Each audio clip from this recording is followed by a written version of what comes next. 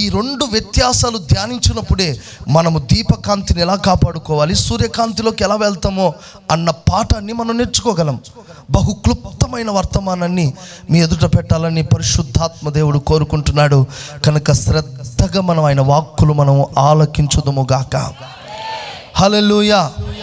చూడండి, దీపకాంతి నుండి సూర్యకాంతి వరకు మనము ప్రజ్వరిల్లుతూనే ఉండాలి.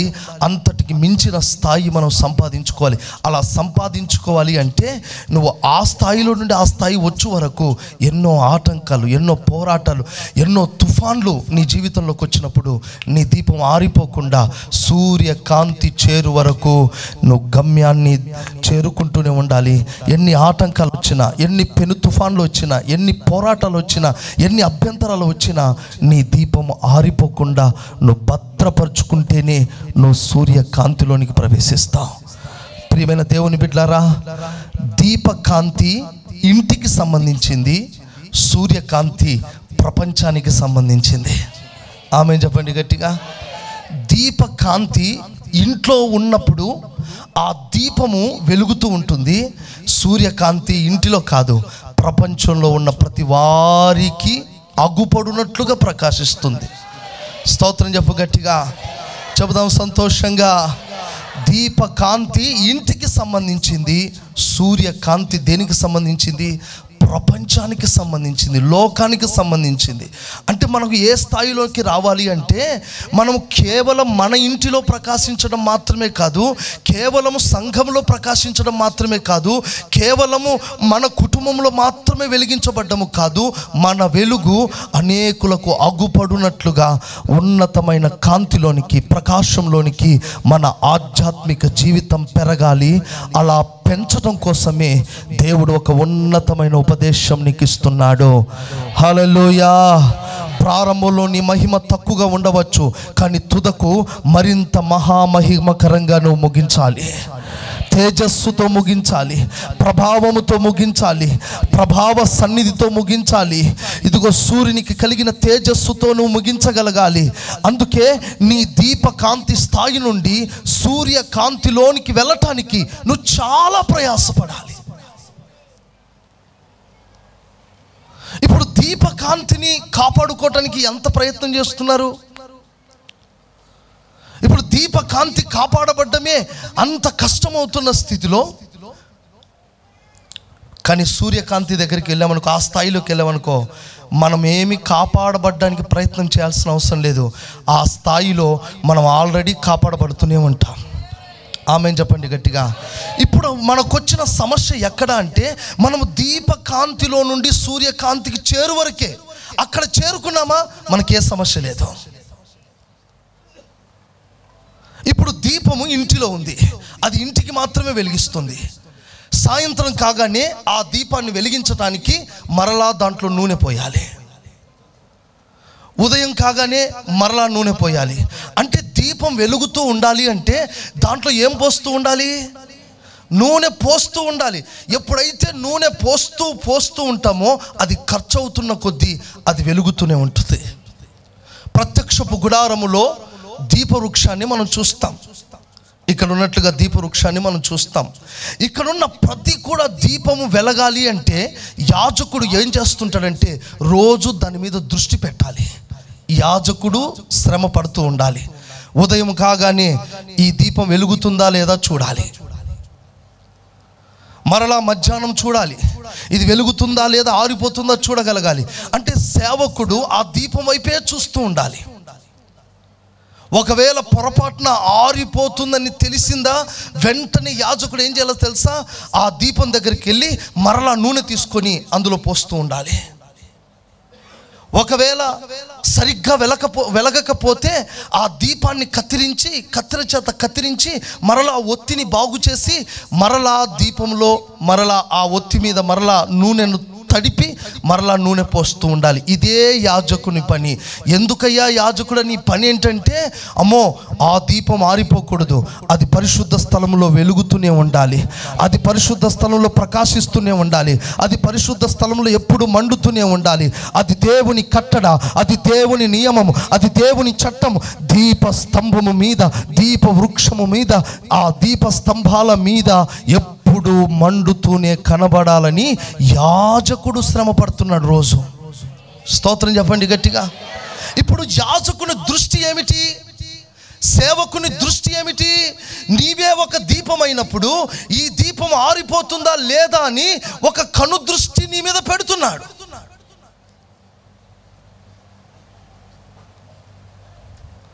ఇప్పుడు మనమందరము కూడా వెలుగుతున్న దీపాలమే అనుకుందాం. దేవుని మందిరంలో వెలుగుతున్న ఒక్కొక్క దీపం. ఇప్పుడు చెప్పండి, నేను ఒక దీపం అనండి. అందరూ చెప్పాలి, కొంతమంది చెప్పట్లేదు. హల్లెలూయా. నేను ఒక దీపం అనండి అందరూ కూడా. నీ ఒక దీపం అయితే నువ్వు ఎవరి దృష్టిలో ఉండాలి అంటే, యాజకుడు నిన్ను చూస్తున్నప్పుడు ఈ దీపం వెలుగుతుందా లేదా అని పసిగట్టడానికి యాజకుని ఎదుట నువ్వు కనబడాలి కదా. కొన్ని దీపాలు అసలే కనపడవు. దేవునికి స్తోత్రం. యాజకుని కను దృష్టిలో ఆ దీపం కనబడకపోతే అనుకుంటాడు, ఈ దీపం కనబడితే ఆ దీపం మీద నూనె పోసి సరిచేసి మరలా దేదీప్యమానంగా వెలిగిద్దామని యాజకుడు ఎంతో కనిపెట్టుకుని ఉంటే ఆ దీపం ఆ వారం కనపడదు. దేవునికి స్తోత్రం. ఒక వారం ఒక దీపం కనపడితే ఇంకొక వారం ఇంకో దీపం కనపడదు. స్తోత్రం చెప్పండి గట్టిగా. హల్లెలూయా, హల్లెలూయా. ఈ దీప వృక్షం ఏకాండంగా చేయబడింది. సంఘములో ఉన్న మనమందరము ఒక్కొక్కరు ఒక దీపమైనప్పుడు ఈ సంఘములో మనమందరము క్రీస్తుతో అంటుకట్టబడి మనమందరం ఏకాండముగా చేయబడ్డాం. ఒక్కొక్క దీపం ఎలా వెలుగుతుందో పక్క దీపం అలాగే వెలగాలి. ఈ దీపం ఎలా వెలుగుతుందో పక్కవారి దీపం అలాగే వెలగాలి. ఆ ఒక్క దీపం ఆరిపోయినా అక్కడ దేవుని సన్నిధి, దేవుని ప్రభావం దిగి రాదు, దేవుని ప్రత్యక్షత రాదు, దేవుని మహిమను చూడలేవు.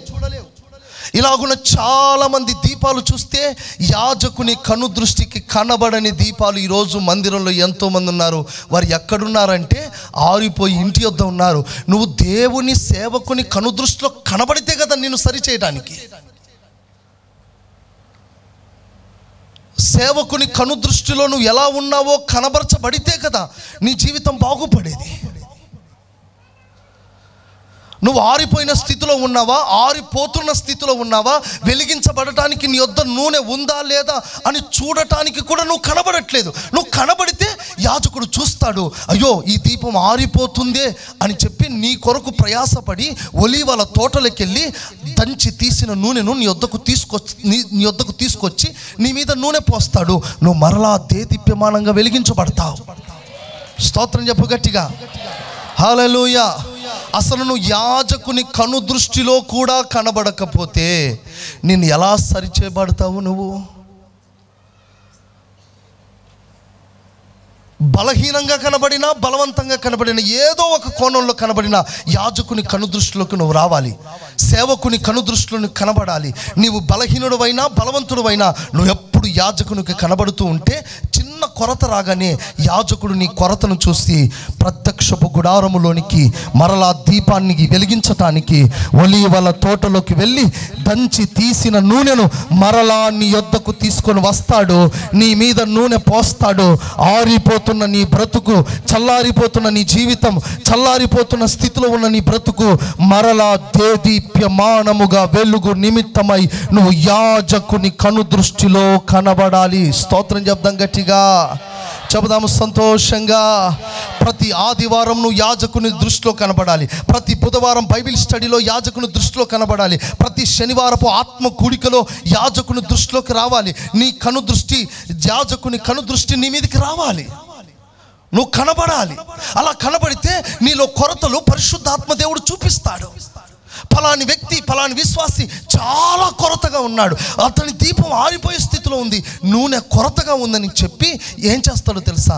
సేవకునికి బయలుపరచగా సేవకుడు ఊరుకుంటాడా? సేవకుని క్రమం ఏమిటి? దీపం ఆరిపోకుండా కాపాడటమే దేవుని సేవకుని క్రమం. స్తోత్రం చెప్దాం గట్టిగా. దీపాన్ని అంటు పెట్టుకొని చూస్తున్నాడు. పొరపాటున ఏది ఆరిపోకూడదు. మాకు అప్పగించబడిన బాధ్యత ఏమిటి? మాకు అప్పగించబడినటువంటి విధి ఏమిటి? ఏ దీపం ఆరిపోకుండా నువ్వు జాగ్రత్తగా చూస్తూ ఉండు, జాగ్రత్తగా కనిపెట్టుకుని ఉండు, జాగ్రత్తగా చూస్తూ దీపములో కొంచెం నూనె తక్కువైందా మరలా వెలిగించడానికి ఇష్టపడు. స్తోత్రం, హల్లెలూయా. అవసరమైతే వెలగట్లేదా, కత్తెర తీసుకుని కత్తిరించు.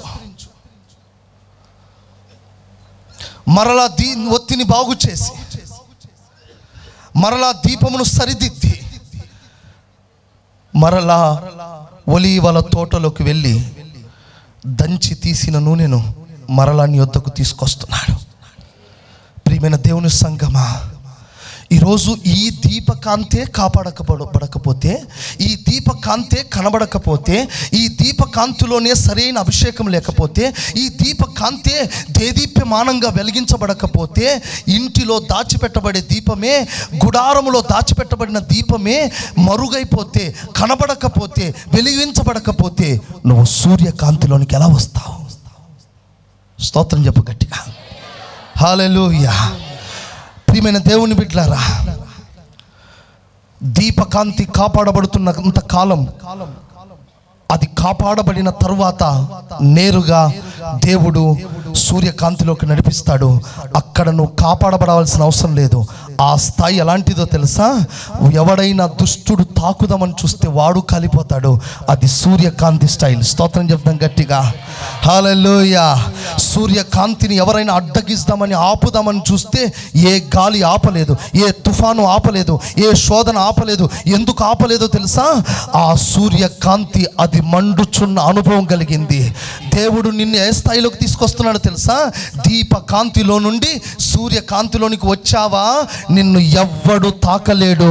ఏ తుఫాను నిన్ను ఏమీ చేయలేదు, ఏ శోధనలు ఆటంకాలు నిన్ను ఏమీ చేయలేవు. ఎందుకు? నీ కాంతిలో నుండి ఎక్కడికి వచ్చావు? దీపకాంతిలో నుండి సూర్యకాంతిలోనికి వచ్చావు. చప్పట్లు కొడుతూ ప్రభునామాన్ని గణపరుద్దాం. చప్పట్లు కొడుతూ ప్రభునామాన్ని గణపరుద్దాం. హల్లెలూయా. చెబుదామా సంతోషంగా. ఇప్పుడు మీ అందరికీ చెప్పే ఇంకొక ప్రాముఖ్యమైన మాట ఏంటంటే, యోసేపు మనందరికీ తెలుసు. చాలా దినాల నుండి బైబిల్ స్టడీ చెప్పట్లేదు కనుక ఇప్పుడు కొంచెం కంటిన్యూ చేస్తాను. యోసేపు అతడి ఇంటిలో ఒక దీపం. ఇంటిలో ఎలాగున్నాడో తెలుసా? మిగతా వాళ్ళందరూ కూడా రకరకాల బలహీనతల చేత ఆరిపోతున్న స్థితిలో ఉన్నారు. ఆరిపోయారు కొంతమంది. లోక సంబంధమైన మనుషుల వలె ప్రవర్తిస్తూ, శరీరానుసారంగా ప్రవర్తిస్తూ, తండ్రికి ఆయాసకరమైన బ్రతుకులో బ్రతుకుతున్న వారు సహోదరులు. కానీ వారి మధ్యలో ఎలాగున్నాడో తెలుసా? ఎలా ఉన్నాడంటే తమ దీపాన్ని కాపాడుకునే వ్యక్తిగా అతడు కనబడుతున్నాడు. అందరూ లోకంలో కలిసిపోయారు, అందరూ అపవిత్రులయ్యారు, అందరూ చెడు మార్గంలో నడుస్తుంటే యోసేపు ఒక్కడే తండ్రి వద్దకు వెళ్ళి, నాన్న, తండ్రి, ఈ సహోదరులు ఉన్నారే, ఈ సహోదరులు చేస్తున్న ప్రతి చిన్న తప్పిదం కూడా యోసేపు తెలియచేస్తూ వచ్చాడు. ఈ లెక్కలో యోసేపు ఎవరో తెలుసా? ఆ ఇంటిలో ఒక దీపముగా, వెలుగుతున్న దీపముగా అతడు దేవుని సముఖంలో ప్రకాశిస్తున్న వ్యక్తి. పొరపాటున ఆరిపోలేదు, పరిస్థితులను బట్టి ఆరిపోయేవాడు కాదు. ఒక దర్శనం ఉంది. నా సహోదరులు తప్పుదము చేసినట్లుగా నేను చేయకూడదు, నా సహోదరులు పొరపాటు చేసినట్లుగా నేను చేయకూడదు. నేను ప్రత్యేకించబడిన వాడిని, బలు రక్కసి చెట్లలో వల్లి పద్మముగా ఉండే వ్యక్తిని నేను, కనుక వీరి వలె నేను ప్రవర్తించకూడదు అని తమ దీపకాంతిని కాపాడుకున్నాడు. స్తోత్రం చెప్దాం గట్టిగా. ఇది పక్కన పెట్టండి. మరలా తర్వాత ఇతడు అమ్మబడ్డాడు. పోతీఫర్ ఇంట్లో బానిసగా పనిచేస్తున్నాడు. ఎంత కష్టపడుతున్నాడో చూడండి. తండ్రి ప్రేమ దూరమైంది, అన్నదమ్ముల ప్రేమ దూరమైంది, తండ్రి ప్రేమించిన వస్త్రాన్ని తీసేశారు. ఇప్పుడు తనకంటూ ఆదరణ లేదు, సమాధానం లేదు, నెమ్మది లేదు. అటువంటి పరిస్థితుల్లో బానిసగా ఉంటూ కూడా అతని దీపం ప్రకాశించింది. చప్పట్లు కొట్టు గట్టిగా, సంతోషంగా. ఒక ఆశీర్వాదం ఏమిటంటే అతడు వర్ధిల్లుట, అతడు ఎదుగుట, అతడికి దేవుడు తోడై ఉండుట ఎవరు చూశారంట? పోతీఫరు చూసి, పోతీఫరు అంటున్నాడు, ఇతనిని బట్టి నా ఇల్లు ఆశీర్వదించబడింది, నా చీకటి కుటుంబంలో ఒక దీపముగా ఉన్నాడు యోసేపు. చప్పట్లు కొట్టు ప్రభుని కనపరుద్దాం. హల్లెలూయా. ఒకవేళ బానిసే కావచ్చు, డబ్బులు చేతులు లేకపోవచ్చు, కష్టపడి పనిచేసే స్వభావం యోసేపుదే కావచ్చు. దీన స్వభావముతో దర్శనాన్ని నెరవేర్చగలిగిన ప్రభు వైపు చూస్తూ ఆ అన్య ప్రాంతములో, చీకటి ప్రాంతములో, చీకటి ప్రజల మధ్యలో, చీకటి కార్యాలు చేస్తున్న వారి మధ్యలో ఒక వెలుగుగా, తేజో మహిమ కలిగిన బిడ్డగా అతడు వెలుగుతూ ఉన్నాడు. అతడెవరో కాదు, యోసేపే. ఈ యోసేపు ఎలా వెలుగుతున్నాడంటే ఇతని వెలుగు, ఇతని ప్రకాశం ఆ ఇంటికి మాత్రమే కాదు. ఆమె చెప్పండి గట్టిగా. అతడు అడుగు పెట్టిన చోటల్లా ఒక కాంతి, ఒక మహిమ, ఒక ప్రభావము ప్రజ్వరిల్లుతూనే ఉంది. స్తోత్రం. యోసేపు అలా అడుగు పెట్టిన తర్వాత ఆ ఇల్లు ఆశీర్వదించబడింది. ఎంతగా ఆశీర్వదించబడిందంటే పొతీఫరు అంటున్నాడు, ఏమంటున్నాడు తెలుసా? ఆయన తినుట తప్ప ఇంకేం ఆలోచించట్లేదట. హల్లెలూయా. ఆయనకేం లేదు, తింటాడు, పోయి రెస్ట్ తీసుకుంటాడు. ఏంటి, ఎందుకు అతడు బయటికి రావట్లేదు? అన్ని యోసేపు చూసుకుంటాడు. దేవునికి మహిమ కలుగును గాక. చిన్న పనైనా యోసేపు చూసుకుంటాడు. ఇక ఏ సమస్య లేదు, నెమ్మదిగా ఉన్నాడు పొతీఫర్. అడుగుతున్నారు పని వాళ్ళందరూ, అయ్యా మీరు ఏంటి, మీరు ఈ రూమ్లోంచి బయటకు వస్తలేరు? అప్పుడు అంటున్నారు, వాళ్ళందరూ చూసుకుని వాళ్ళలో శ్రేష్టమైన వాడు యోసేపు ఉన్నాడు, ఇవన్నీ కూడా ఆయన చూసుకుంటాడని నెమ్మదితో ఉన్నాడట. కారణం ఏంటో తెలుసా?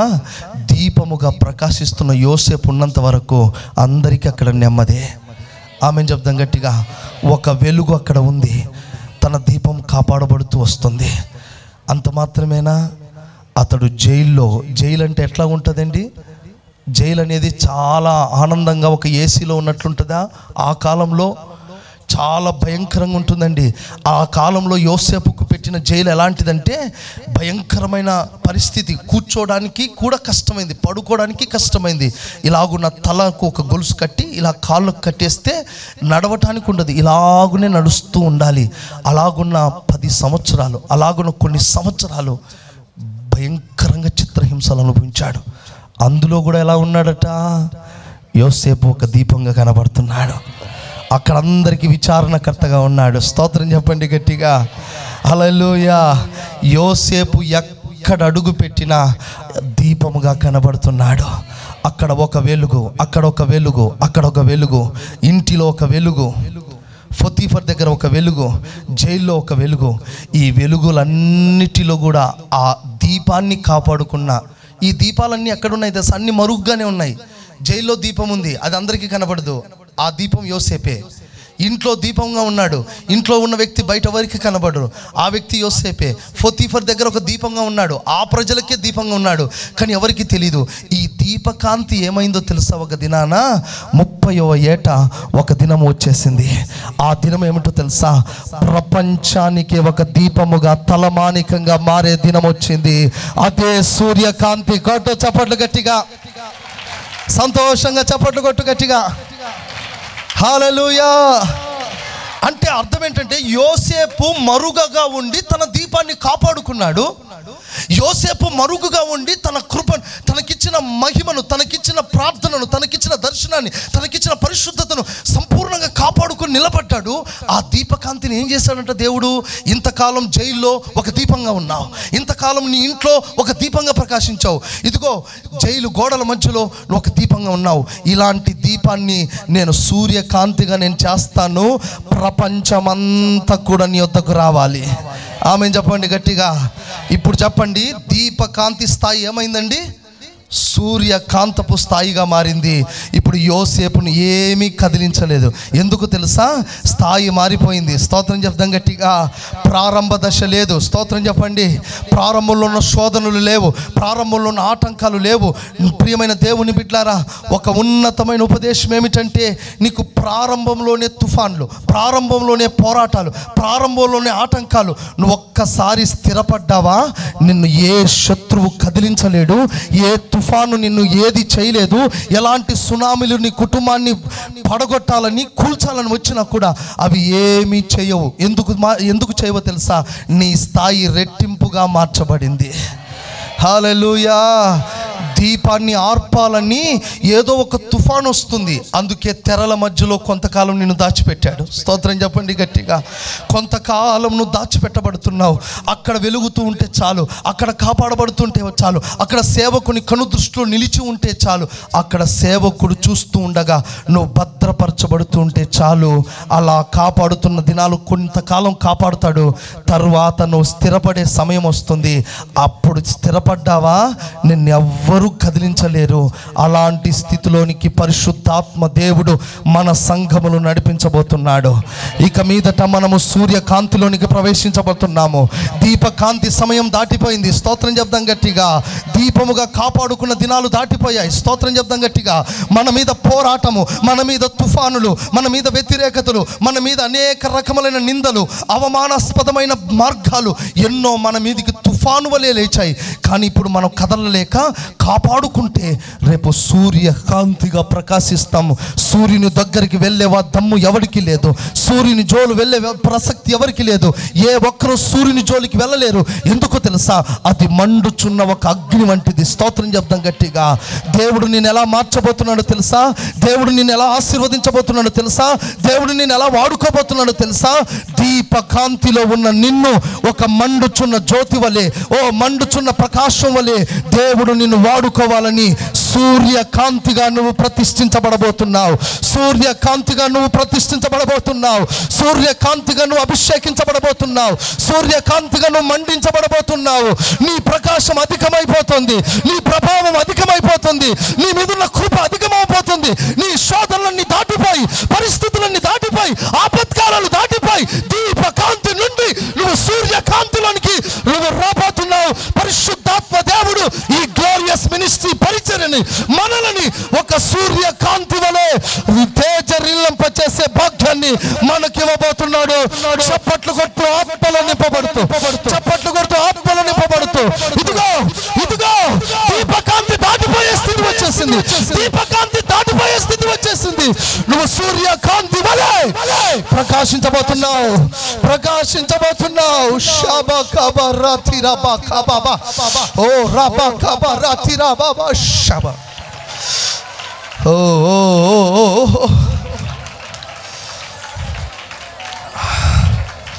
స్తోత్రం. హల్లెలూయా, హల్లెలూయా. ఇదిగో ఇదిగో నువ్వు ఒక మండుచున్న సూర్యుని వల్లే ప్రకాశించే సమయం వచ్చేసింది. ప్రజ్వరిల్లే సమయం వచ్చేసింది. ఆత్మలో పరిపూర్ణంగా మండే సమయం వచ్చింది. ఎవడు తాకని ఒక మంట, ఎవడు ఆర్పజాలని ఒక మంట. ఏ ప్రకృతి ఆర్పలేదు, ఏ తుఫాన్లు ఆర్పలేదు, ఏ ప్రకృతి కాలాలు ఆపలేవు, ఏ సునామీలు ఆపలేవు. ఆపలేనంత సూర్యకాంతి, ఆపలేనంత సూర్యుని మహిమ, ఆపలేనంత సూర్యుని తేజస్సు, ఎవరు ఆర్పజాలనంత ఒక అభిషేకము, ఒక మహిమ గల ఆత్మ, ఒక మహిమ గల తేజస్సు సంఘములో రగులు కాబోతుంది. ఓ హల్లెలూయా. కబరా తురాలా రబా కబా, ఓ రబా కబా తురాబాలా షబా రిబాబా కబా. ఓహో, అగ్ని జ్వాలగా మార్చబోతున్నాడు. అగ్ని జ్వాలగా మార్చబోతున్నాడు. అగ్ని జ్వాలగా మార్చబోతున్నాడు. అగ్ని జ్వాలగా మార్చబోతున్నాడు. ప్రచండమైన అగ్ని, ప్రచండమైన అగ్ని, ప్రచండమైన మహిమ అగ్ని, ప్రచండమైన మహిమ అగ్ని. షాబా బాబా బాబా బాబా. పొందుకో కృప, పొందుకో కృప, పొందుకో కృప. దీపకాంతిలో నుండి సూర్యకాంతిలోని వచ్చే వరకు నేను మౌనంగా ఉండను ప్రభా. నేను మౌనంగా ఉండలేను ప్రభా. నేను పోరాడుతాను, నేను పోరాడుతూనే ఉంటాను. షాబా. ఎస్,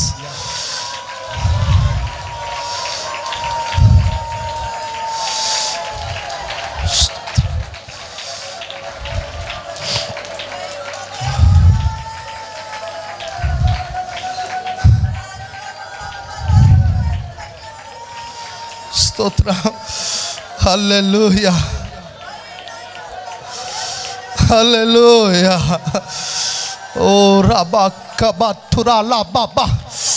ఓ సంఘం మీదకి ఒక బలమైన అగ్ని అభిషేకం, సూర్యకాంతి వలె ప్రకాశించగలిగిన తేజస్సు ఒక్కొక్కరిని తాకబోతున్న గడియ, ఒక్కొక్కరిని తాకబోతున్న గడియ. స్తోత్ర. అగ్ని రాజబెట్టబోతుంది, అగ్ని రాజబెట్టబోతుంది. నువ్వు దీపకాంతిలో కాదు, దీపకాంతితో కాదు, సూర్యకాంతి రాబోతుంది, సూర్యకాంతి రాబోతుంది. నీ మహిమ మారాలి, నీ ప్రభావం మారాలి, నీ దీపకాంతి మరింత ప్రకాశంగా మార్చబడబోతున్న గడియ. స్తోత్ర స్తోత్ర. హల్లెలూయా హల్లెలూయా. స్తోత్ర.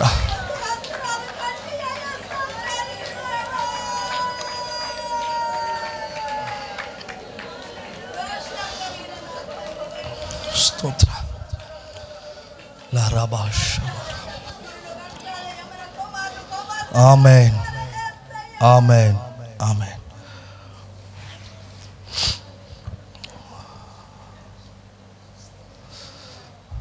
ఈరోజు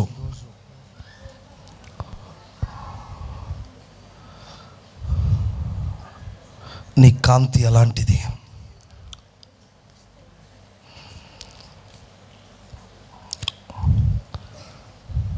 నీ ప్రకాశం ఎటువంటిది? కొన్ని దీపాలు చిన్న గాలికి ఆరిపోయాయి, కొన్ని దీపాలు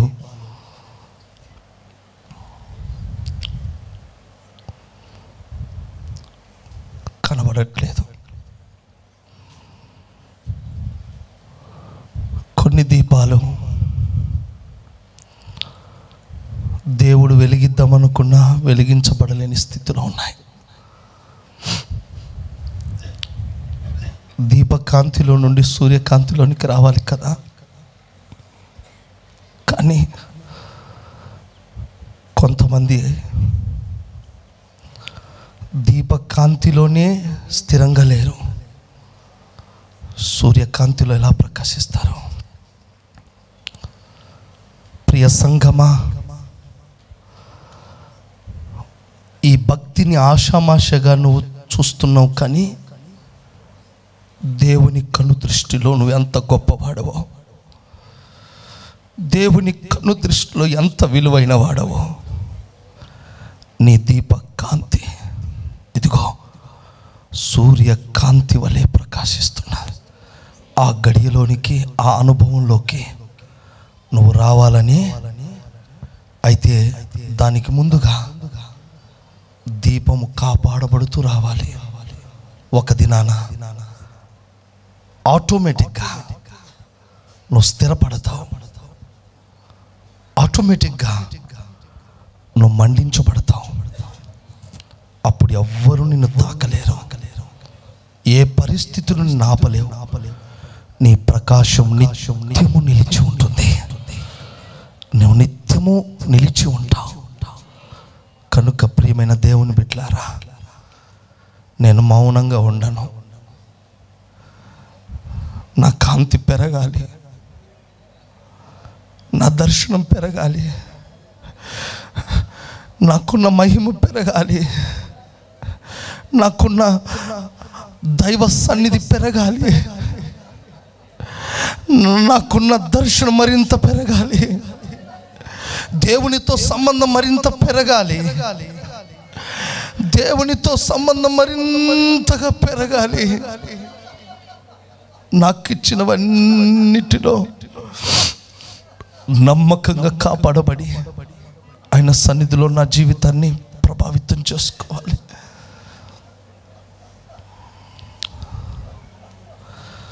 దేవుని ఆత్మ స్పష్టంగా నీతో మాట్లాడుతూ నిన్ను దర్శిస్తున్న వేళ ఇది. చెప్పు, దీపకాంతిలో నుండి సూర్యకాంతిలోనికి రావడానికి ఇష్టపడతావా, లేదా దీపకాంతితోనే నీ జీవితాన్ని ముగించుకుంటావా? ఏది నీ దర్శనం? ఎక్కడి వరకు నీ స్థానం? ఎక్కడి వరకు చేరుకుంటావు నీ గమ్యం? అయితే నీ దీపాన్ని కాపాడటానికి నా దేవుడు సిద్ధంగా ఉన్నాడు.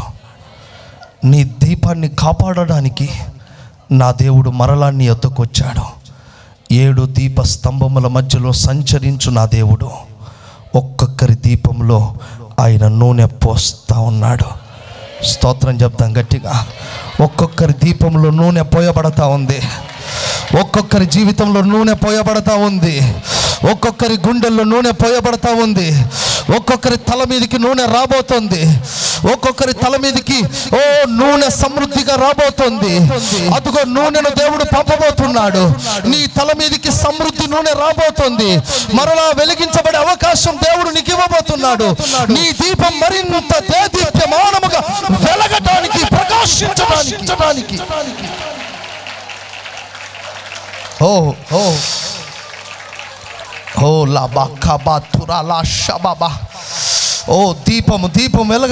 దీపం వెలగటానికి నూనె పోయబడుతుంది. అనేకులు నూనె పోయబడుట చూస్తున్నాడు. జకరియా దర్శనము చూస్తున్నాడు. అదిగో జకరియా దర్శనము చూస్తున్నాడు. ఇదిగో ఇద్దరు వ్యక్తులు నూనె పోస్తున్నట్లుగా దీప స్తంభములు వెలిగించబడినట్లు నూనె పోస్తున్నట్లుగా ఈ మందిర ఆవరణములో, ఈ మందిరంలో కూర్చున్న నీ మీద ఇదిగో నా దేవుడు నీ మీద నూనె పోస్తున్నాడు. నీ మీదికి నూనె రాబోతుంది. ఇదిగో ఒక్కొక్కరి తల మీదకి నూనె వచ్చేస్తుంది. ఒక్కొక్కరి తల మీద నూనె పోయబడతా ఉంది. ఒక్కొక్కరి తల నూనె చేత అంటబడతా ఉంది. సమృద్ధి నూనె, అది ఆరిపోదు, అది అలసిపోదు. ఒక్కొక్కరి మీదకి నూనె, ఒక్కొక్కరికి సమృద్ధి నూనె, ఒక్కొక్కరికి సమృద్ధి నూనె.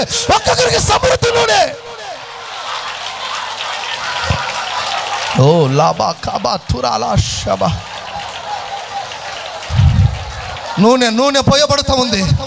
అనేక మంది చూడబోతున్నారు. జకరియా చూసిన దర్శనాన్ని చూడబోతున్నారు. ఇదే దేవుని మందిరము. ఈ మందిరములో ఆరిపోని ఒక దీపం వెలుగుతూ ఉండాలని నూనె పోస్తున్న సేవకులు, నూనె పోస్తున్న యాజకులు, నూనె పోస్తున్న దూతలు, నూనె పోస్తున్న దేవుడు ఇక్కడ ఉన్నాడు. ఇక్కడ నీ మీద నూనె పోయబడతా ఉంది, వెలిగించబడతా ఉంది. ఆరిపోతున్న నీ దీపాన్ని దేవుడు వెలిగించబోతున్నాడు.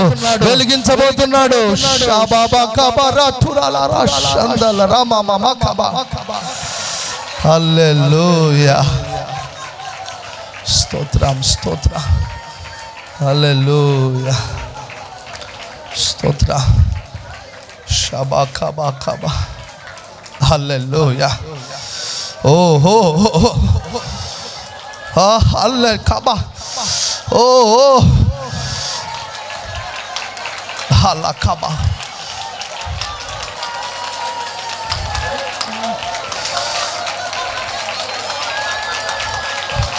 హల్లకబత, హరికతి,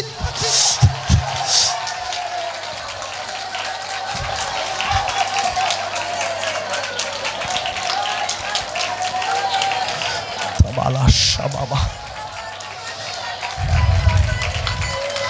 చికబాలా తులాలా షబా.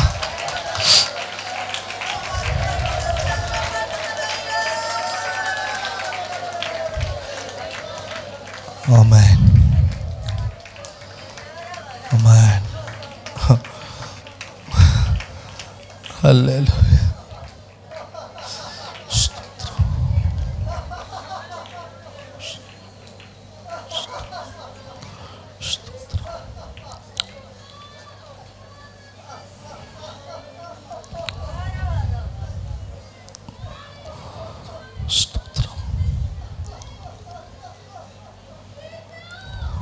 Jesus.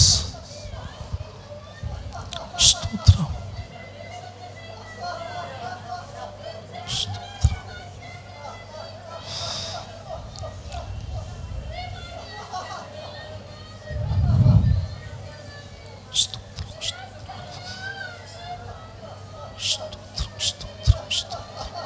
Hallelujah. Karabatura Shaba. Karabatura Mama. Oh, సంఘములో ఓ షబాబాబా కబా. ఆత్మలో రేపబడుతున్న సమయం, ఆత్మలో రేపుతున్న సమయము.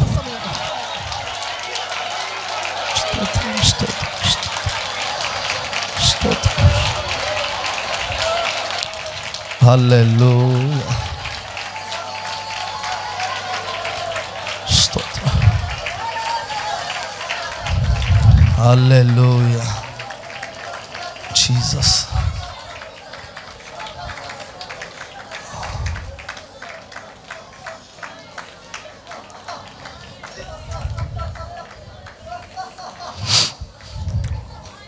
ఆమేన్.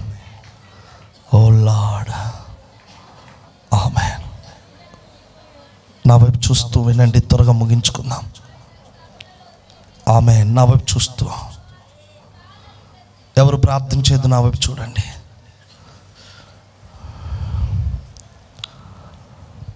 ఒక ఆదివారంతో నేను వెలిగించబడతావు అనుకుని వస్తున్నావు. ప్రతి క్షణం యాజకుని కనుదృష్టిలో ఉండాలి. అట్ ద సేమ్ టైం ఆ దీపం కాపాడబడాలంటే ఆ దీపం పరిశుద్ధ స్థలంలోనే ఉండాలి. ఆ దీపం ఎక్కడ దాచిపెట్టబడింది? పరిశుద్ధ స్థలంలో దాచిపెట్టబడింది. నువ్వెక్కడ ఉంటే దీపం కాపాడబడుతుంది? ఆ దీపానికి కాపుదల ఎక్కడ అంటే నువ్వు పరిశుద్ధ స్థలంలోనే ఉండాలి. ఒక ఆదివారముతోనే ఈ స్థలం కాదు నీకు. లోకస్తులు ఒక సండే వచ్చిందంటే హాలిడే జాలిడే అని వారానికి ఒక సినిమా పెట్టుకుంటారు. ఈ వారం ఈ సినిమాకి వెళ్ళాలని. ఒక ఆదివారం వచ్చిందంటే ఒక మంచి ఫిల్మ్ వెళ్ళాలని, లేదా మంచి లొకేషన్ చూడాలని. ఆదివారం లోకస్తులకు ఒక లొకేషన్, ఒక సినిమా, ఒక ఆచారంగా మారుతుంది. ఆదివారం వచ్చిందంటే టుడే హాలిడే అండ్ జాలిడే అని ఒక జాలిగా ఆడుకోవడానికి, పాడుకోవడానికి ఒక స్థలాలు, ఒక పార్కులు ఎన్నుకుంటారు. మనకు వచ్చింది ఆదివారం కనుక ఆరాధనకు వెళ్ళాలన్న సాంప్రదాయమే ఉంది. కానీ పరిశుద్ధ స్థలములో ఎన్నెన్నటికి నిలిచి ఉండటానికి నేను ఎప్పటికప్పుడు స్థలమునకు సిద్ధంగా వెళ్ళాలి. ప్రతి కూడికకు రావాలన్న తలంపు నీకు రావట్లేదు. లోకస్తులకు జాలిడగా చేసుకోవడానికి వాళ్ళు ఒక ప్రణాళిక గీసుకుంటారు. నువ్వు దేవుని మందిరానికి రావటానికి ఒక ఆదివారమే నీకు సరిపోతుంది. మిగతా వారం అంతా నీకు బాగా అభిషేకం ఎక్కువైపోయింది.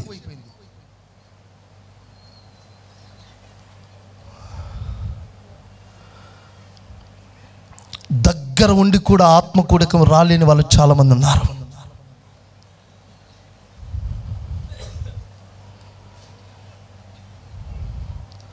నువ్వు నమ్మకంగా ఇక్కడికి వచ్చి కూర్చో. నీ బలహీనతను గుర్తించిన దేవుడు నూనె పోస్తాడు. ఆమెను చెప్పు గట్టిగా.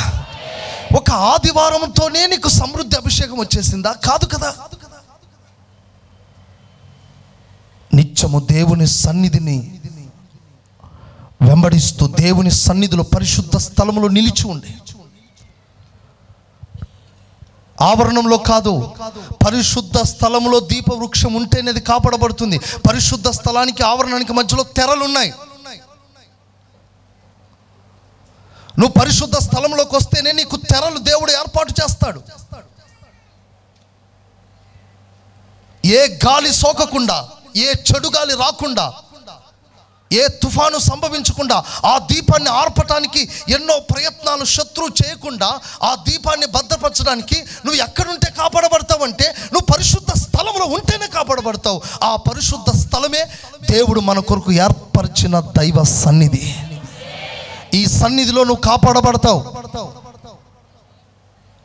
ఈ సన్నిధికి దూరమైన వాళ్ళు కాపాడబడుటకు వారు అర్హతను పోగొట్టుకుంటారు. చాలామంది జీవితాలు ఆత్మీయతను నష్టపరుచుకోవడానికి, కోల్పోవడానికి, దూరం కావడానికి కారణం యెహోవా సన్నిధిని వారు ప్రేమించట్లేదు. నువ్వు పరిశుద్ధ స్థలంకి వస్తేనే కదా యాజకుని కనుదృష్టి నీ మీద పడి నీకు తక్కువైందా ఎక్కువైందా, నువ్వు చల్లారిపోతున్నావా, నువ్వు వెలిగించబడుతున్నావో తెలిసేది. కొంతమంది అమావాస్య పుణ్యానికి వచ్చినట్టుగా వస్తూ ఉంటారు. ఎందుకంటే మా ఆశ, మా కోరిక, మహిమలో ఉన్న దైవజనుని వాంఛ ఒకటే, మనమందరము ఎప్పటికీ సమాజంలో కూడుకుంటూ దేవుని ప్రసన్నత అనుభవిస్తూ సూర్యకాంతి వలె ప్రకాశించే భాగ్యాన్ని మనం పొందుకోవాలని ఆరాటపడుతున్న సేవకులు. లోకస్తులకు జాలిడే, మనకు ఈరోజు వర్షిప్ డే, ఆరాధించే దినం. ఈరోజు వస్తే సరిపోదు. ప్రతి కూడికలో అందుబాటులో ఉన్నప్పుడు ప్రతి కూడికలో నువ్వు పాలు పొందటానికి పరిపూర్ణంగా నువ్వు అప్పగించుకోవాలని ప్రభు కోరుకుంటున్నాడు. దేవునికి స్తోత్రం చెప్పండి గట్టిగా. ఈ విషయంలో సమర్పణ కలిగిన వారు ధన్యులు, వారు సూర్యకాంతపు స్థాయిలోకి వెళ్ళిపోతారు. దేవునికి స్తోత్రం చెప్పండి గట్టిగా. నీ దీపం వెలిగించుకోవటానికి ప్రతి శనివారపు కూడికల్లో దేవుని ఆత్మ సంచారం, ఇదిగో ఈ దీప స్తంభాల మధ్యలో సంచరిస్తున్నప్పుడు ఏ దీపం ఆరిపోయిందో ఆ దీపాన్ని వెలిగించడానికి ఆయనే దిగి వస్తున్న మందిరం ఇది. ఆయనే జోక్యం చేసుకుంటున్న మహిమ కలిగిన స్థలం ఇది. ఈ స్థలంలో నువ్వు లేకపోతే నువ్వు ఎలా వెలిగించబడతావు? నువ్వు ఎలా ప్రకాశిస్తావు?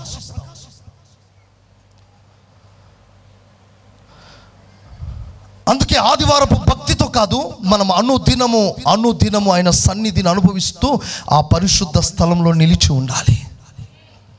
యాజకుని కన్ను దృష్టిలోకి నువ్వు రావాలి. నిన్ను చూసినప్పుడు, మోకరించినప్పుడు నీ బలహీనతల కొరకు చేతులెత్తి ప్రార్థన చేసే స్థలంలోనైనా కూర్చోవాలి. ఎక్కడో దూరంగా ఉండి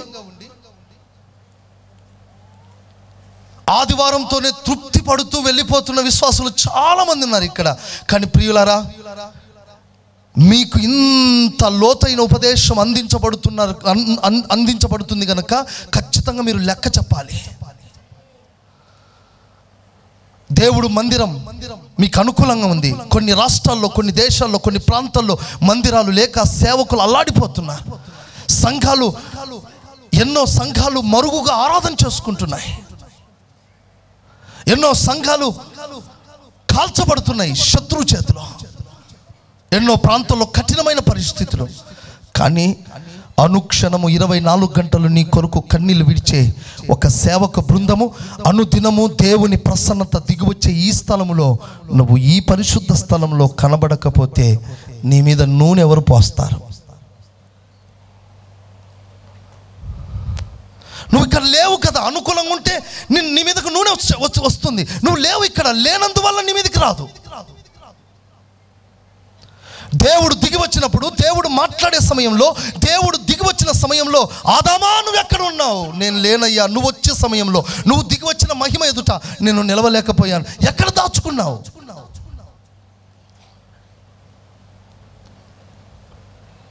దేవుడు దిగి వచ్చి ఆశీర్వదించే సమయంలో, దేవుడు వాడుకునే సమయంలో, దేవుడు అభిషేకించే సమయంలో, దేవుడు కృపలో భద్రపరుచుకునే సమయంలో ఆ స్థలమును విడిచిపోతే ఎట్లాగా? ఆ స్థలంలో నువ్వు కనబడకపోతే ఎలాగూ? దేవుడు ఏ క్షణమున, ఏ సమయంలో, ఏ దినమున, ఏ సమయంలో ఏ కార్యం చేస్తాడో తెలీదు. నీ జీవితంలో ఆ కార్యం చేస్తాడు. అయితే నువ్వు అనుకూలంగా ఆయన సన్నిధిలో ఉండగలిగావా? స్తోత్రం చెప్పండి గట్టిగా. హల్లెలూయా. నువ్వు ఆయన సన్నిధిలో అనుకూలంగా భద్రంగా నిలబడగలిగావా? యోగ్యతను సంపాదించుకున్నావా? ఆయన సన్నిధిలో నిలబడగలిగావా? లేదే. దేవుడు దిగి వచ్చినప్పుడు ఆదాము కనబడట్లేదు. ప్రేమతో ఎదుర్కొనే ఆదాము ఇక్కడ లేడు. దేవునితో నడిచే ఆదాము కనబడట్లేదు. దేవుని ముఖ కాంతిని చూసిన ఆదాము ఇక్కడ కనబడట్లేదు. ఎక్కడికి వెళ్ళావు ఆదామా? నేను వచ్చినప్పుడు నువ్వు నన్ను ప్రేమతో ఎదుర్కొన్నావు, నన్ను కౌగిలించుకున్నావు, నాతో మాట్లాడావు, నా సన్నిధిని అనుభవించావు, నాతో ప్రీతిగా మాట్లాడావు. ఎక్కడున్నావు ఆదామా? నేను దిగి వచ్చే సమయంలో నీవు లేవే. నేను దర్శించిన కాలమున నువ్వు కన్నులు మరుగు చేసుకుంటివే. నేను మాట్లాడుతున్న గడియలో నువ్వు ఇక్కడ కనబడట్లేదే. నేను దిగి వచ్చి నీ తలుపు తట్టుచున్న సమయంలో నువ్వు తలుపు తీయట్లేదే. నేను వచ్చినప్పుడు నువ్వు లేవు కదా. నేను ఆదివారం ఉదయం 9 గంటలకని ప్రకటించినప్పుడు 9 గంటలకు నేను దిగి వచ్చానే. ఆ 9 గంటలకు నువ్వు లేవు కదా. ఆరాధన సమయానికి నువ్వు లేవు కదా. ఆదామా నువ్వు ఎక్కడున్నావు? అయ్యా, నేను ఇప్పుడు నీ యొద్ద లేనయ్యా, నీ యొద్ద నిలబడలేనయ్యా. కారణం, ఆదాము దేవుని సన్నిధిలో నిలబడలేనట్లుగా, నిలిచి లేనట్లుగా ఆదాములో పాపం జొరబడింది. ఇక దేవుణ్ణి చూడలేకపోతున్నాడు. యెహోవా సన్నిధిలో నిలుచువారులారా, యెహోవా సన్నిధిలో నిలుచువారులారా, ఆయన మీకు దర్శనమిచ్చునట్లుగా మీరందరూ ఆయన సముఖములో కనబడుదురుగాక. ఆమేన్ చెప్పు గట్టిగా. నువ్వు ఆయన సన్నిధిలో కనబడితేనే కదా నిన్ను ఆశీర్వదించేది, నిన్ను వర్ధిల్లింపచేసేది.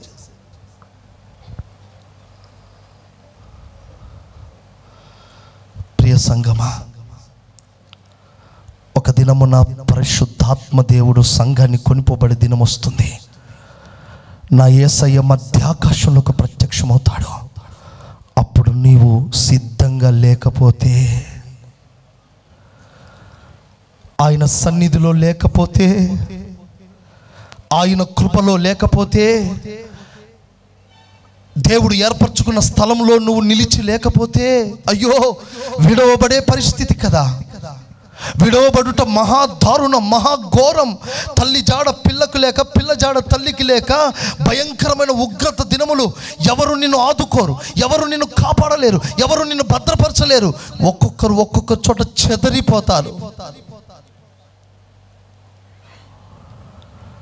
పారిపోవాల్సి వస్తుంది.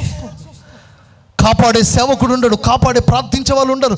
నిన్ను భద్రపరచుకోవడానికి, నిన్ను కాపాడుకొని ఏ నాదుడు నీకుండడు. నువ్వు బహు చిత్రహింసలు అనుభవించాల్సిందే. విడవబడుట మహాశాపమే.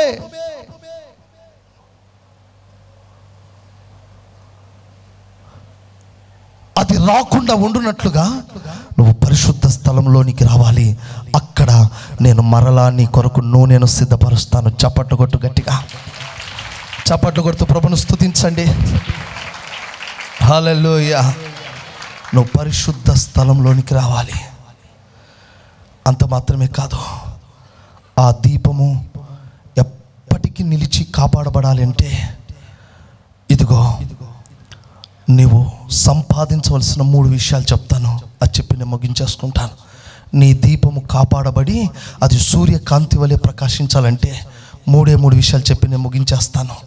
1, యాజకుని కను దృష్టిలో కనబడుతూ ఉండాలి. 2వదిగా పరిశుద్ధ స్థలములో నిలిచి ఉండాలి.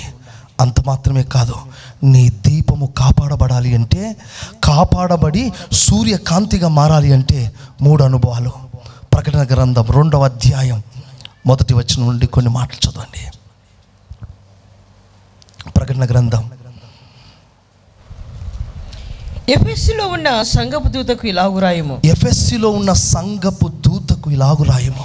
7 నక్షత్రములు తన కుడి చేత పట్టుకొని, 7 నక్షత్రములు తన కుడి చేత పట్టుకొని, 7 దీపస్తంభముల మధ్య సంచరించువాడు. చూడండి, 7 దీప స్తంభముల మధ్యలో సంచరించువాడు చెప్పు సంగతులేమనగా, నీ క్రియలను, నీ కష్టమును, నీ సహనమును నేను ఎరుగుదును. నీ క్రియలను ఆయన ఎరుగుతాడు, నీ కష్టాన్ని ఆయన ఎరిగి ఉన్నాడు, నీ సమస్య ఆయనకు తెలుసు. నువ్వు ప్రభు కొరకు ఎంత ప్రయాసపడ్డావో, మందిరం కొరకు ఎంత ప్రయాసపడ్డావో, ఒకప్పుడు నీ స్థితి, నీ క్రియలు ఆయన ఎరుగును. నీవు దుష్టులను సహింపలేవనియో, నువ్వు దుష్టత్వాన్ని, దుష్టులను సహింపలేవనియో, అపోస్తులు కాకయే తమ అపోస్తులమని చెప్పుకునే వారిని పరీక్షించి వారు అబద్ధికులని నీవు కనుగొంటివనియో. చూడండి, మీరు ఎలాంటి వారంట, ఆ సంఘం ఎలాంటిదంటే, వీళ్ళ అపోస్తుల కారా, వీళ్ళ బోధ ఎలాంటిదో ఈజీగా పరీక్షించగలిగినంత జ్ఞానం ఉంది ఆ సంఘానికి. నీవు సహనము కలిగి నా నామము నిమిత్తము భారము భరించి, నువ్వు భారం భరించి అలయలేదని నేను ఎరుగుదును. నువ్వు అలసిపోలేదని కూడా నేను ఎరుగుదును. అయినను మొదట నీకుండిన ప్రేమను నువ్వు వదిలిపెట్టావు. నేను నీ మీద తప్పు ఒకటి మోపవలసి వస్తుంది. జాగ్రత్తగా వినండి సంగమా. ఈరోజు సూటిగా పరిశుద్ధాత్మ దేవుడు నిన్ను పరిపూర్ణంగా శుద్ధి చేయడానికి, నిన్ను పరిపూర్ణంగా రాకడకు సిద్ధపరచడానికి దేవుడు నేర్పిస్తున్న మొదటి పాఠం. నువ్వు అన్నీ నీకు తెలుసు. అపోస్తులు కాకయే వీళ్ళు అపోస్తులా కారా, వీళ్ళలో ఒరిజినాలిటీ ఉందా లేదా, వీళ్ళు మంచి బోధకులా కాదా, వీళ్ళు అపోస్తుల బోధ బోధిస్తున్నారా లేదా అని క్షుణ్ణంగా పరీక్షించి ఇది అపోస్తుల బోధ కాదు అని క్షుణ్ణంగా చెప్పగలిగిన జ్ఞానం మనకుంది.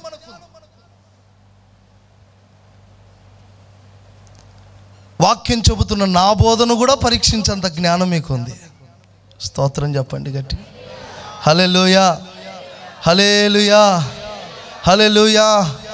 బోధను పరీక్షించే జ్ఞానవంతులు ఇక్కడ ఉన్నారు. జ్ఞానం మన దైవజనుల ద్వారా మనం పొందాం. అందును బట్టి దేవునికి స్తోత్రం. హల్లెలూయా. వీరు అపోస్తుల కారా? ఈ ఉపదేశం ఆత్మలో నుంచి వస్తుందా, ఏదో బయటికి అట్లా చెబుతున్నారా? క్షుణ్ణంగా గుర్తించే అంత జ్ఞానము కలిగింది ఆ సంఘం. కానీ ఒకటే ఒక పొరపాటు, అదేమిటంటే నీవు మొదటి ప్రేమను విడిచిపెట్టావు. అంత ఓకే, అన్ని తలాంతులు ఉన్నాయి, జ్ఞానం ఉంది, అలసిపోలేనంత అనుభవం నీకుంది, శ్రమపరచబడే అనుభవం ఉంది, అలసిపోలేకుండా ప్రయాసపడే అనుభూతులు నీకున్నాయి, మంచి సాక్ష్యం నీకుంది.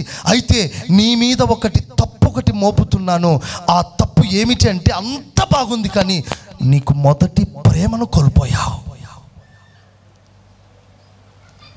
మొదటి ప్రేమ సంఘంలో కనబడట్లేదు.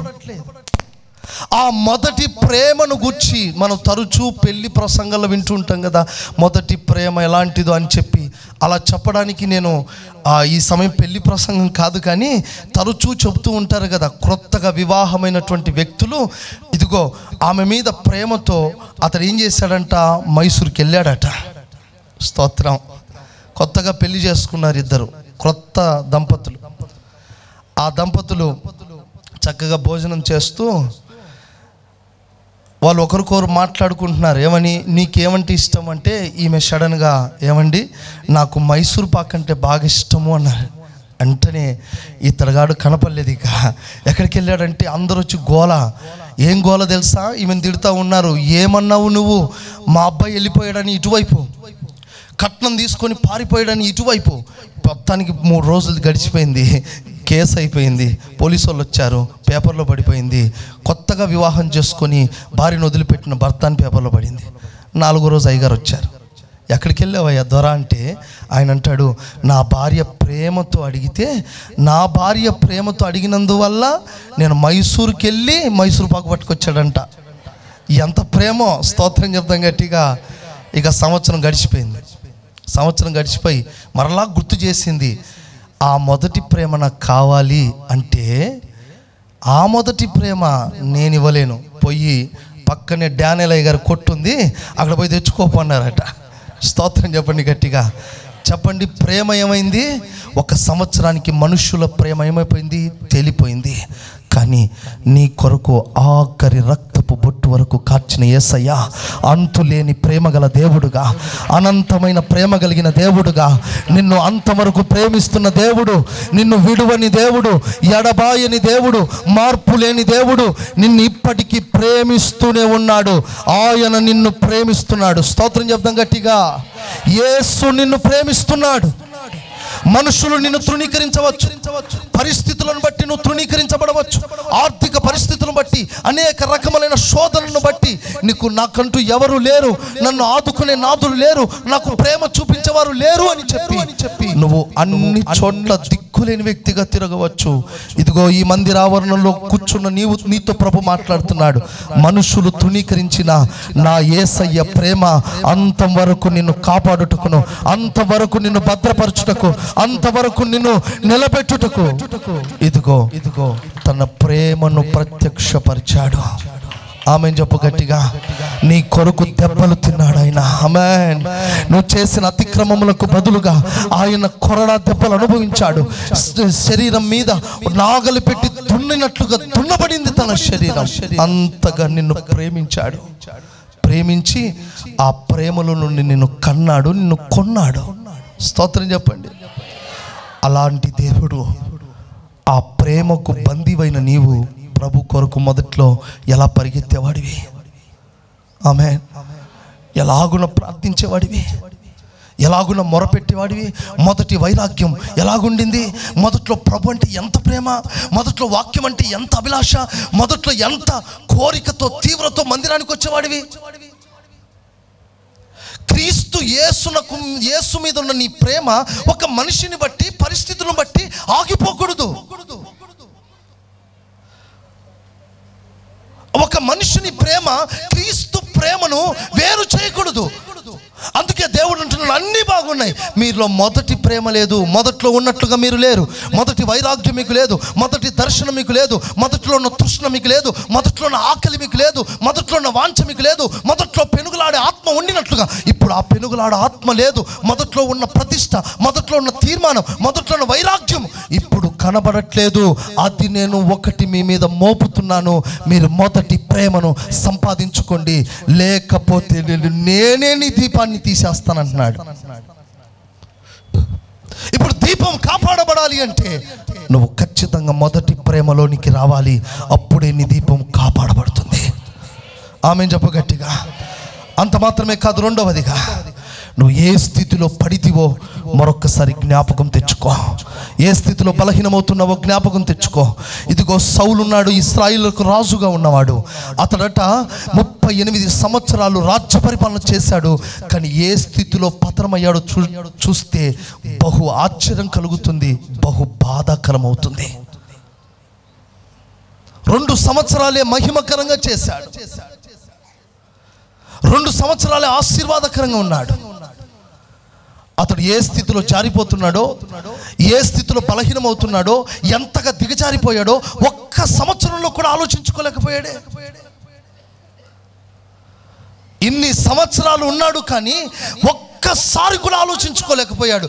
నేను పడిన స్థితిలో ఉన్నానా, దేవుడు నన్ను దర్శించే స్థితిలో ఉన్నాడా, దేవునితో మాట్లాడే స్థితిలో నేను ఉన్నానా, ఆలోచించలేకపోయాడే.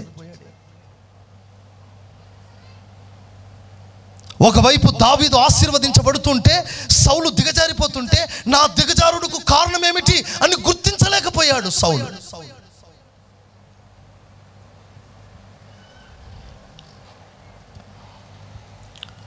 సౌలు దావీదు ఆశీర్వాదాన్ని చూస్తూ ఉన్నాడు. దేవుడు దావీదుకు తోడై ఉన్నాడని సౌలు కూడా తెలుసు. కానీ సౌలుకు తెలిసినప్పుడు వెంటనే దావీదుకు తోడై ఉన్న దేవుడు నేను కూడా దావీదు వద్దకు వెళ్తే నాకు తోడై ఉంటాడనే గ్రహింపు కూడా సౌలుకు లేదే. తను ఏ స్థితిలో పడిపోతున్నాడో కూడా గుర్తించలేని స్థితిలో ఉన్నాడు. సంసోను తన మీద అభిషేకము లేదు, అభిషేకం పోయింది అన్న వాస్తవాన్ని కూడా గుర్తించలేకపోయాడు. తను ఏ స్థితిలో ఉన్నాడో కూడా తెలియని పరిస్థితిలో ఉంది. అందుకే ప్రియ సంఘమా, నీ దీపం ఆరిపోతుంది. కారణం ఏమిటి? నీ దీపం ఆరిపోవడానికి కారణం ఏమిటి? నువ్వు ఏ స్థితిలో ఉన్నావో నీకు తెలియట్లేదు, నువ్వు ఎంతగా దిగజారిపోయావో తెలియట్లేదు, నువ్వు ఎంతగా లోకంలో కలిసిపోయావో తెలియదు, నువ్వు ఎంతగా లోక సంబంధిగా మారిపోయావో తెలియదు.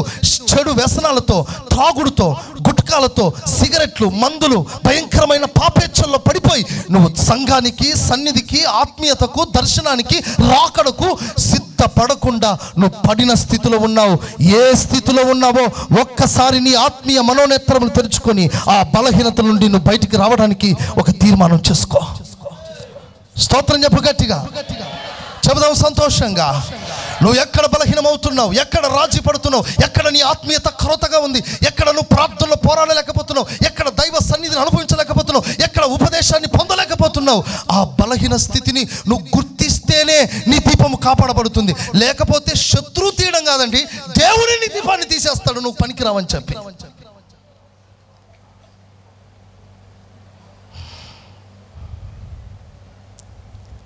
ఎఫెసీ సంఘము ఒక దీపములా ప్రకాశించాలి. ఆ దీపకాంతి రేపు పరలోకంలో సూర్యకాంతిగా మారాలి. అందుకే ఎఫెసీ సంఘంతో అంటాడు, నీకిచ్చిన దీపకాంతి అది కాపాడబడకుండా తొలగిపోయే అవకాశం ఉంది. నాకే కోపం వచ్చి నేనే తీసేద్దాం అనుకుంటున్నాను. అలాంటి పరిస్థితి రాకుండా ఉండడానికే ఒక హెచ్చరిక.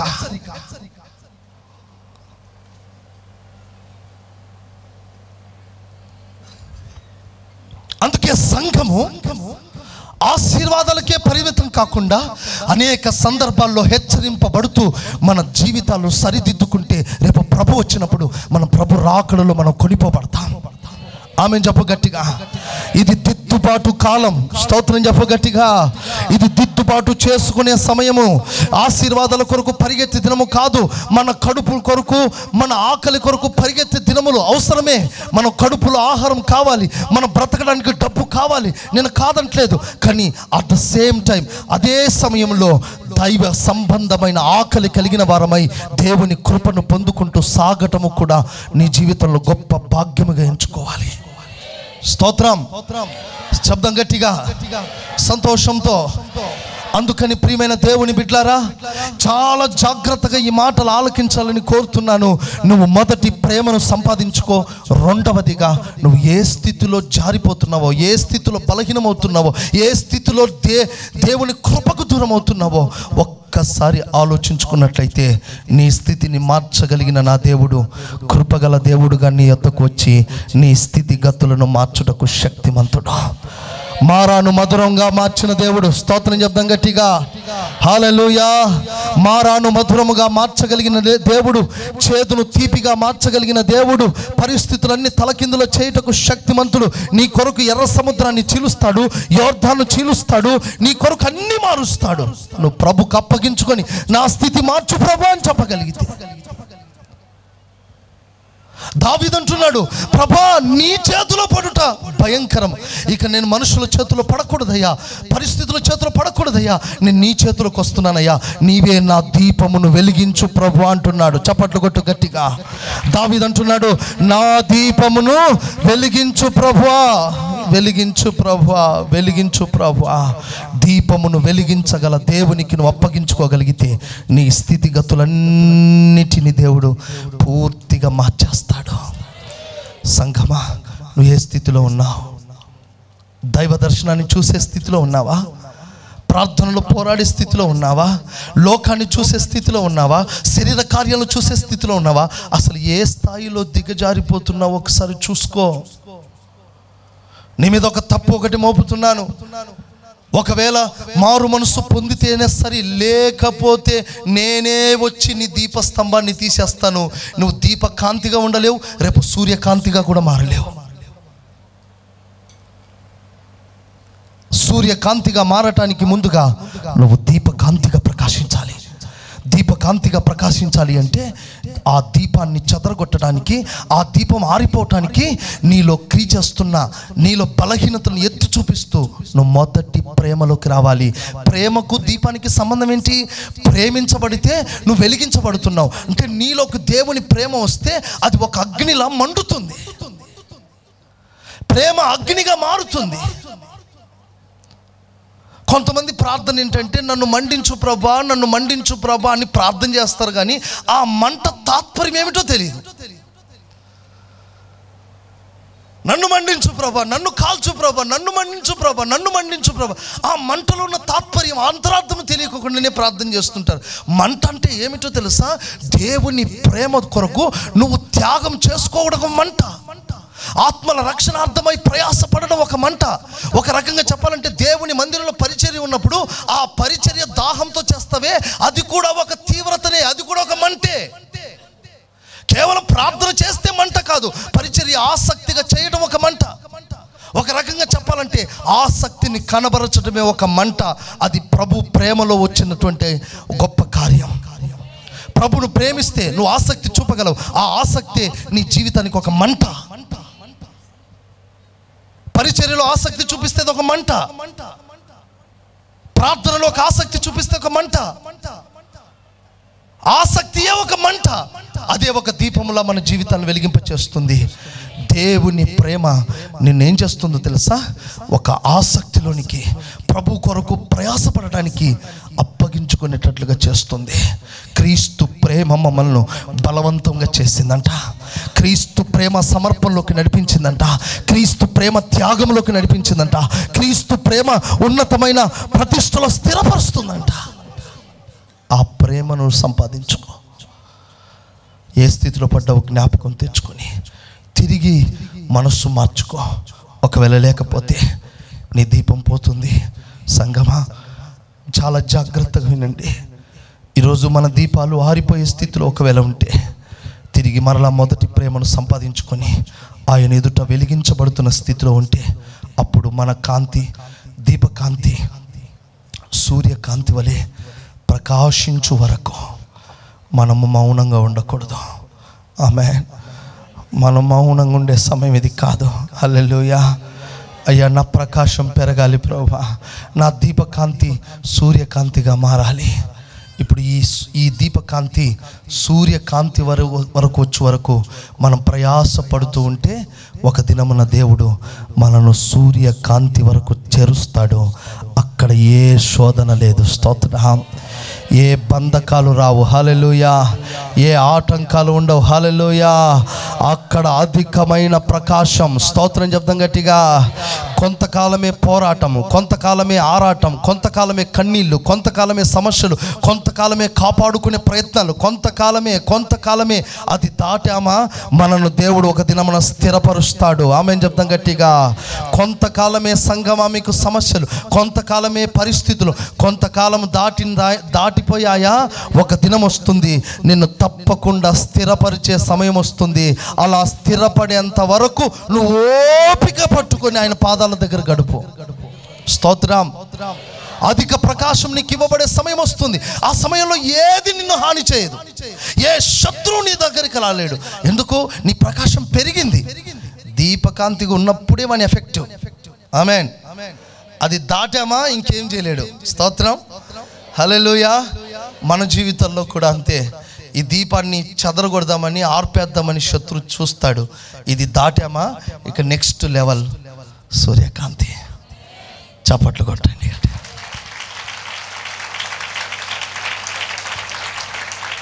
ఆ అనుభవాన్ని దేవుడు మనకి ఇవ్వాలని కోరుకుంటున్నాడు. అందుకే ఈ పునరుద్ధాన దినమందు పరిశుద్ధాత్మ దేవుడు సాధారణ స్థితిలో నుండి అసాధారణమైన మహిమలోకి చేర్చాలని ప్రభు నేను పిలుస్తున్నాడు. ఎంతమందికి దీపకాంతిలో నుండి సూర్యకాంతికి వెళ్ళాలని ఆశపడుతున్నారో వాళ్ళందరూ మోకరించండి, ప్రార్థన చేసుకుందాం.